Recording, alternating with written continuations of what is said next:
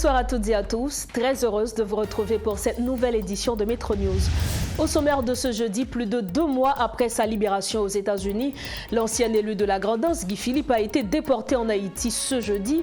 L'ex-commissaire de police de Delma a été conduit à la direction centrale de la police judiciaire où il est actuellement en détention.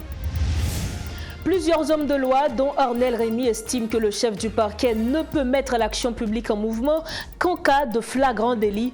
En effet, les infractions reprochées par l'ULCC aux personnalités indexées dans les rapports dépassent les compétences du commissaire du gouvernement. Des habitants de Mariani expriment leur détermination à pourchasser les bandits qui veulent établir leur repère dans la zone. Ils saluent les opérations des forces de l'ordre en début de semaine. Ces résidents souhaitent une présence permanente des policiers dans cette localité.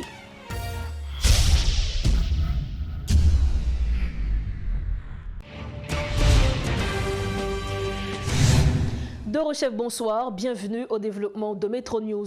Retour de Guy Philippe en Haïti après avoir purgé une peine de 7 ans aux États-Unis sur accusation de blanchiment d'argent et trafic de drogue. Il a été conduit à la DCPJ où il est en détention. En outre, la justice haïtienne le reproche pour son implication présumée dans l'assassinat du policier Tisson Joly.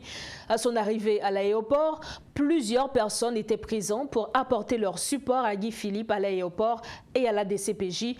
Rappelons que le Bureau de lutte contre le trafic des stupéfiants, BLTS, avait procédé à l'arrestation du sénateur élu de la Grand'Anse, Guy Philippe, le 5 janvier 2017 à Pétionville. Cette arrestation est survenue quelques jours avant son investiture. Guy Philippe, qui a mené une rébellion armée en 2004, qui a renversé le président Jean-Bertrand Aristide, a été par la suite commissaire de police de Delma. Chapitre insécurité, des habitants de Carrefour et de Mariani expriment leur détermination à pourchasser les bandits qui veulent établir leur repère dans la zone. Saluant les opérations des forces de l'ordre en début de semaine, ces habitants insistent pour une présence permanente des policiers dans cette zone stratégique qui donne accès aux 4 départements de la péninsule sud. En offrant leur collaboration aux forces de l'ordre, les habitants réclament des opérations dans les mornes de Mont-Désir, repère des bandits. Dossier justice, les rapports d'enquête élaborés par l'unité de lutte contre la corruption ne justifient pas la saisie automatique d'un parquet, selon Maître Osner Févry.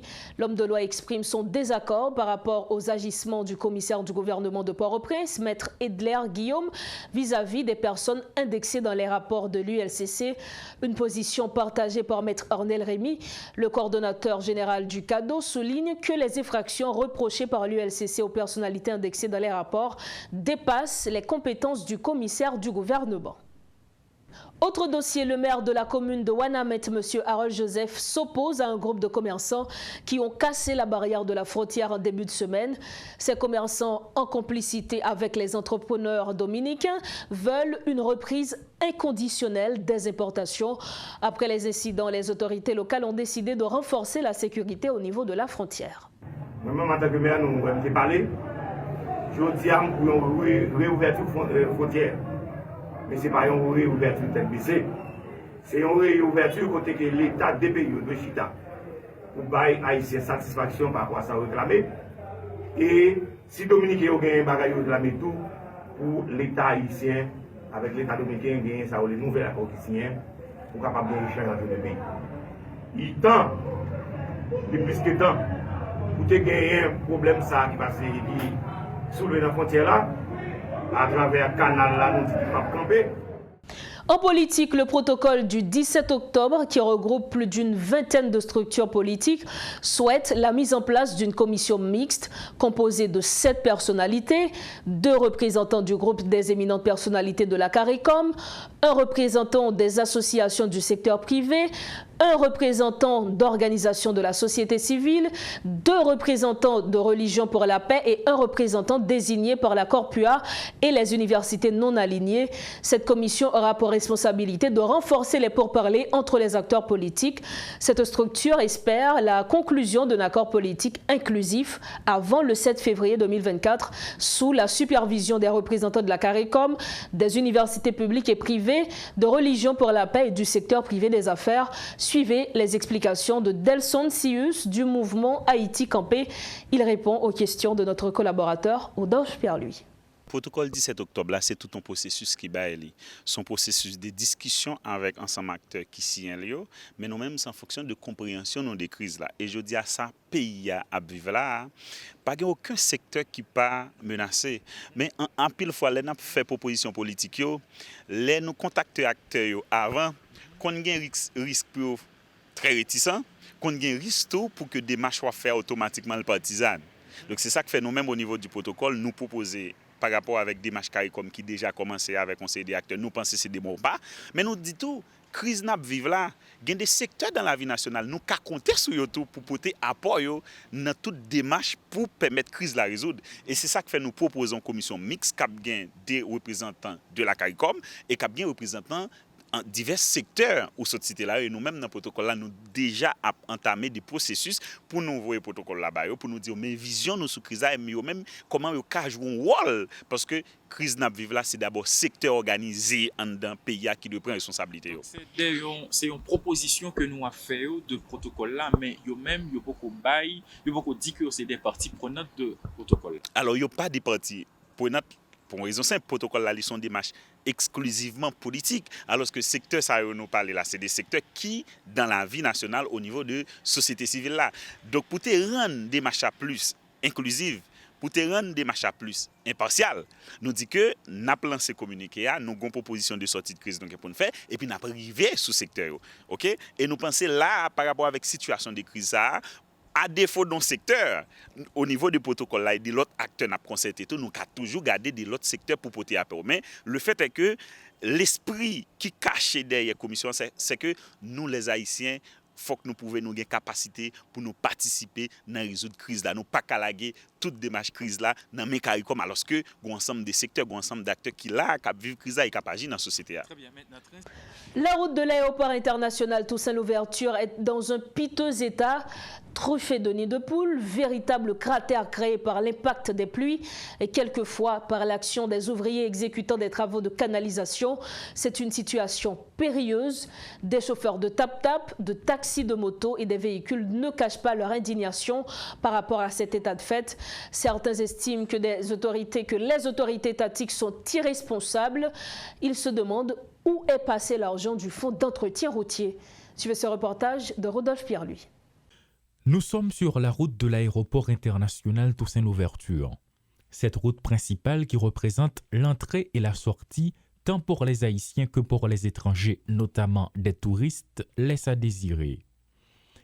Des chauffeurs de transport en commun, ceux de véhicules privés, des motocyclistes, entre autres, ne cachent pas leur frustration par rapport aux états déplorables dans lesquels se trouve cette route. Nul besoin de microscope pour faire le constat car il est alarmant. D'énormes trous dans plusieurs axes qui sont susceptibles de provoquer des accidents qui pisaient, ils peuvent endommager des véhicules si le conducteur ne le remarque pas à distance.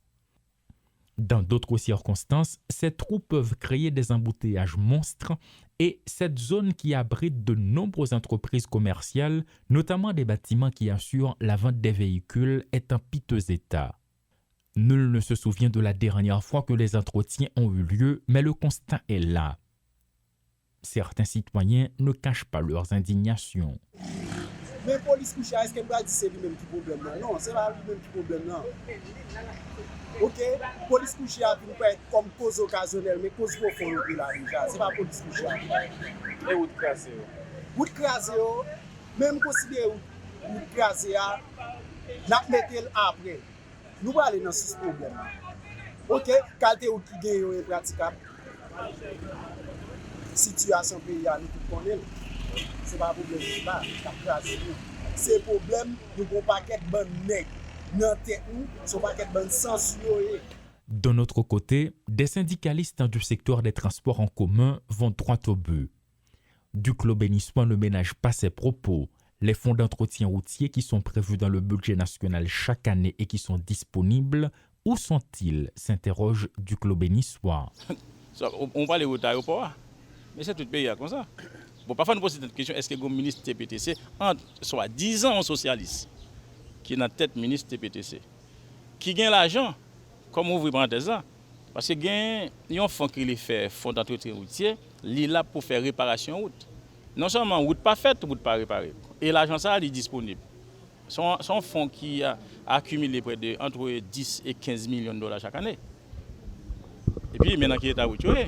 Le docteur Jean Villemont-Hilaire, de son côté, se désole du fait qu'aucun organisme n'a été mis en place en vue de gérer le secteur du transport en commun. Là, nous parlons de transport maritime, nous avons un organisme qui gère le transport maritime. Transport aérien, il y a un organisme qui gère, mais transport routier, pas aucun organisme qui gère. Et si pas un organisme qui gère, ou un cadre de qui politique publique qui favorise que des actions prennent en ce sens. Qui vient faire que au niveau de communauté, au niveau de quartier, il y a des groupes d'autodéfense qui viennent former et c'est ça qui fait que moun ap mette doudan et police couchée, etc. un ensemble de bagages qui pour ralentir la circulation et qui pour permettre que y ait un contrôle de moun qui passe dans le quartier. Des citoyens de la capitale issus de différentes catégories sociales ne cachent pas leurs préoccupations, notamment leur position par rapport au mauvais état des routes.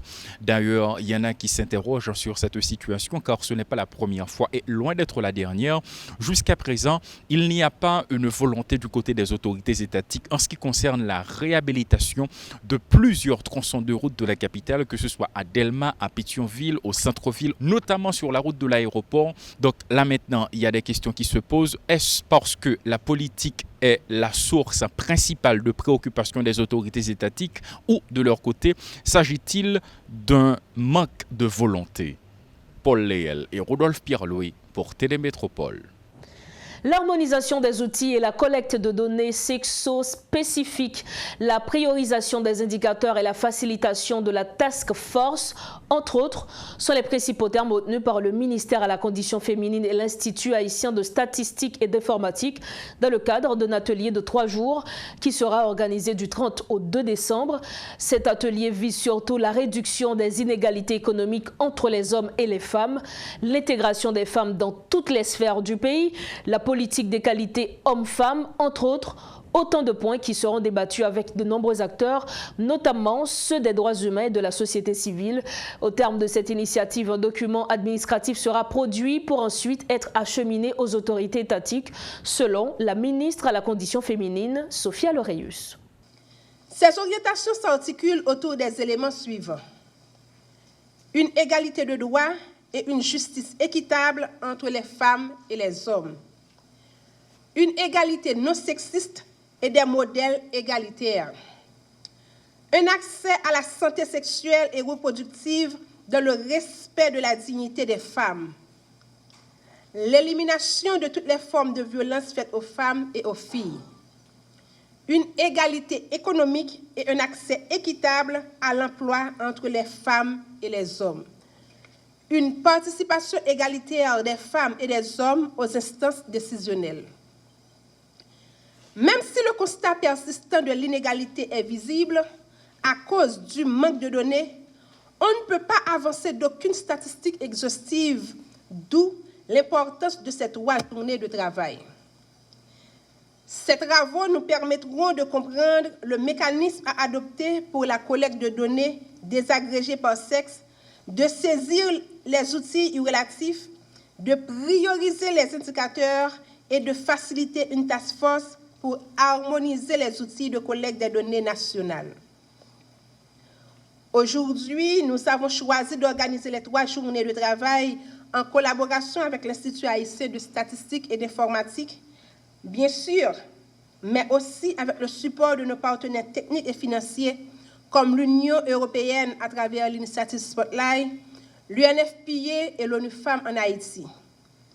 Nous profitons de cette occasion pour les remercier tous et toutes, sans distinction aucune, pour leur appui indispensable pour le MCFDF, qui se trouve quelquefois en difficulté pour apporter des réponses visant la défense des droits des femmes et des filles dans le pays.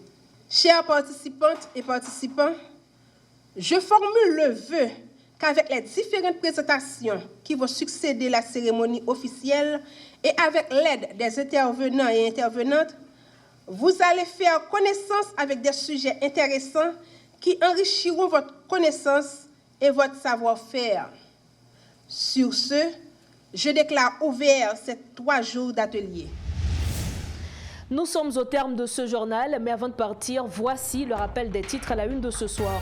Plus de 2 mois après sa libération aux États-Unis, l'ancien élu de la Grand'Anse, Guy Philippe, a été déporté en Haïti ce jeudi. L'ex-commissaire de police de Delma a été conduit à la direction centrale de la police judiciaire, où il est actuellement en détention. Plusieurs hommes de loi, dont Arnel Rémy, estiment que le chef du parquet ne peut mettre l'action publique en mouvement qu'en cas de flagrant délit. En effet, les infractions reprochées par l'ULCC aux personnalités indexées dans les rapports dépassent les compétences du commissaire du gouvernement. Des habitants de Mariani expriment leur détermination à pourchasser les bandits qui veulent établir leur repère de la zone. Ils saluent les opérations des forces de l'ordre en début de semaine. Ces résidents souhaitent une présence permanente des policiers dans cette localité. C'est la fin de cette édition de Métro News. Merci de votre attention. Prochain rendez-vous demain vendredi. Restez sur Métropole. Bonsoir.